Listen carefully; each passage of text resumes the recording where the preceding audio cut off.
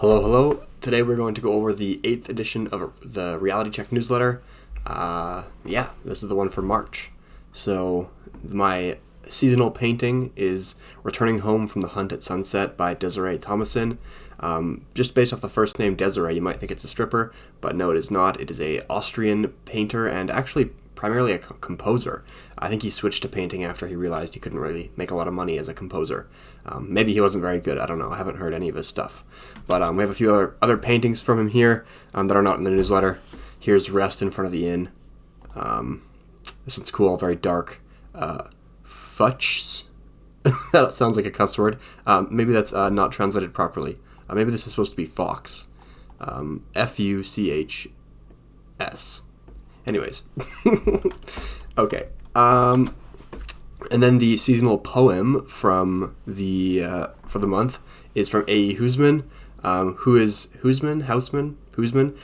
probably my favorite poet. Hard to say because I haven't really read everything. I want to be able to read everything and say comprehensively which people are the best. But A.E. Hoosman, out of what I've read, phenomenal.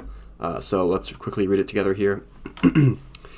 The sun at noon to higher air, unharnessing the silver pair, that late before his chariot swam, rides on the gold wool of the ram.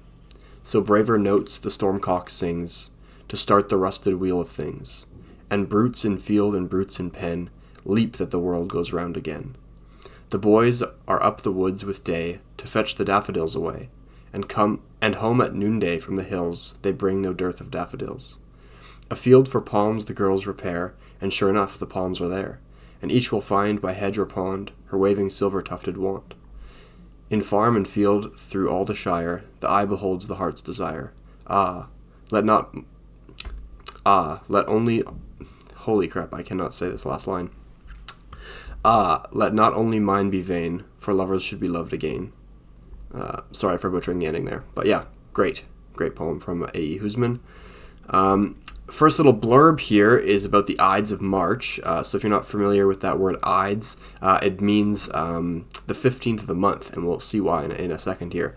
So the reason that the Ides of March are known at all to people in the West is because of Shakespeare's play Julius Caesar. So in the play, Caesar is warned about his death by a soothsayer who says, "Beware the Ides of March," which has become like a colloquial phrase to kind of just like, I don't know, just something is looming, I guess, in the future. You have to be careful of it. Anyways, Caesar dismisses him as a dreamer, ignores the prophecy, moves on. The day before the Ides, the 14th, the day of the Ides in the morning, so just as dawn is coming up, Caesar's wife, Calpurnia, implies that, his death is coming.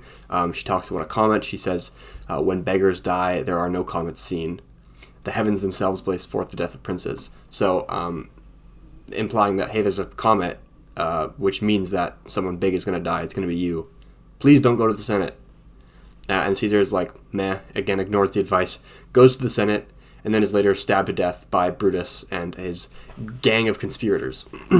So, of course, everything Shakespeare wrote was dramatized, although that would make a nice conspiracy theory, that Shakespeare is all history.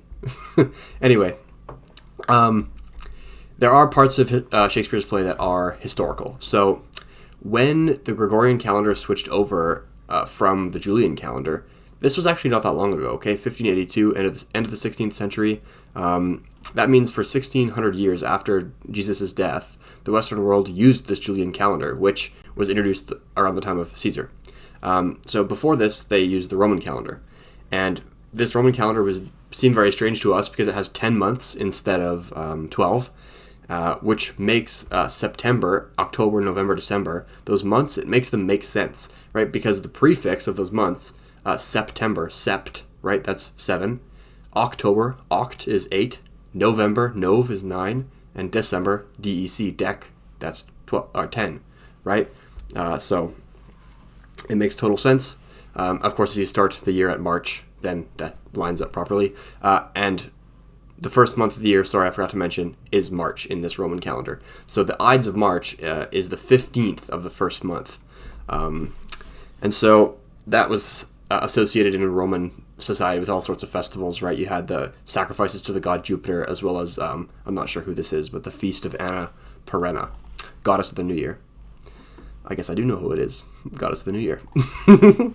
Also, the comet that Calpurnia mentions the day of Caesar's death is historical, although the timeline of the real history doesn't line up. So actually, Caesar's comet was observed for 7 days in the month of July, which is, I don't know, a few months later. But the year is correct, 44 BC, which is the year he was assassinated. So pretty cool integration of historical elements there.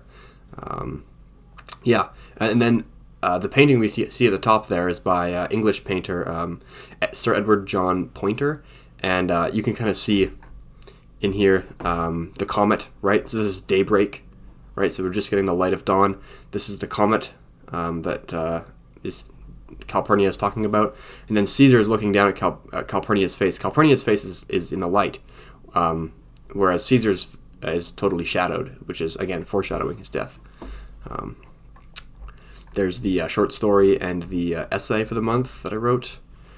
Quote of the month comes from Schopenhauer. He says, "Do not shorten the morning by getting up late, or waste it in unworthy occupations or in talk. Look upon it as the quintessence of life, as to a certain extent sacred. Evening is like old age. We are languid, talkative, silly. Each day is a little life. Every waking and rising a little birth. Every fresh morning a little youth. Every going to rest and sleep a little death." So, yeah, that's kind of a cool microcosm, macrocosm moment, right? So the cycle of the day is a microcosm of the cycle of the life. So nice little romantic view there from Schopenhauer. Second blurb here about, I forgot to add an image for this one. Whatever.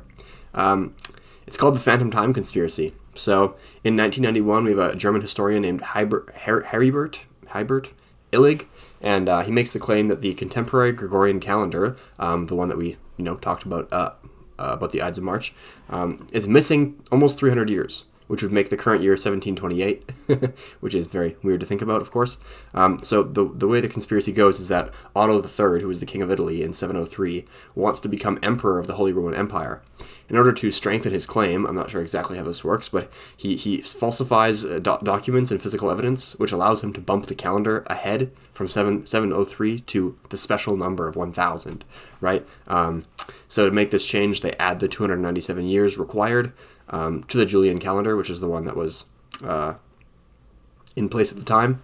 And in order to do that, they fabricated the years 1614 to 911, which incidentally lines up with the Carolingian period, which is a time in Europe where they had this Frankish-dominated...